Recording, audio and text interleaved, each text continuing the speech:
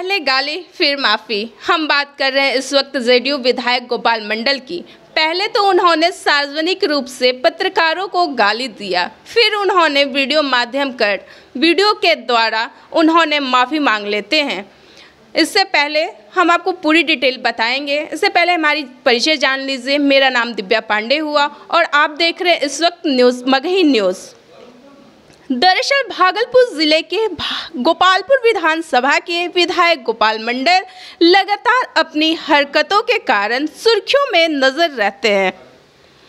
कभी ट्रेन पर गंजी बनियान में शराब के नशे में यात्रियों से बदसलूकी करते नजर आते हैं, तो कभी अपने क्षेत्र के सीईओ को डंडे से डराते हैं, तो कभी अपने ही पार्टी के मुखिया के खिलाफ भी बोलने लगते हैं।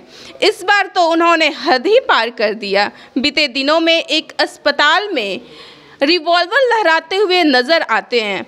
मीडिया में फोटो और वीडियो वायरल हो जाता है, जिसके बाद उनकी खूब किरकिरी होती है। इसको लेकर जब उनकी ही पार्टी के प्रदेश कार्यालय में मीडिया के द्वारा सवाल पूछा जाता है, तो वे पत्रकारों को गाली गलौज कर देते हैं। हालांकि आपको बता दें कि गालियां भी ऐसी कि आप सुन नहीं पाएंगे। इस पूरे प्रकरण के बाद उनकी थू-थू शुरू हो जाती है। साथ ही साथ पार्टी की भी बड़ी बदनामी होती है। जब पार्टी के आलाकमान की तरफ से उन्हें डांट पड़ती है, तो उनकी सारी हेकड़ी गायब हो जाती है।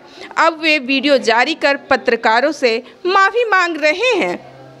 कह रहे हैं कि हम अपने आदमी को डांट रहे थे, अगर किन्हीं को कष्ट हो गया तो हम क्षमा प्रार्थी हैं। सुनिए क्या कह रहे हैं विधायक जी इस वीडियो के माध्यम।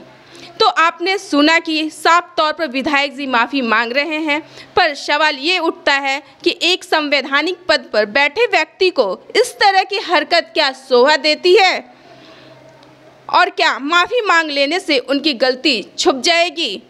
आप अपना जवाब हमें कमेंट बॉक्स में ज़रूर दीजिएगा। मिलते हैं नेक्स्ट वीडियो में। प्रणाम।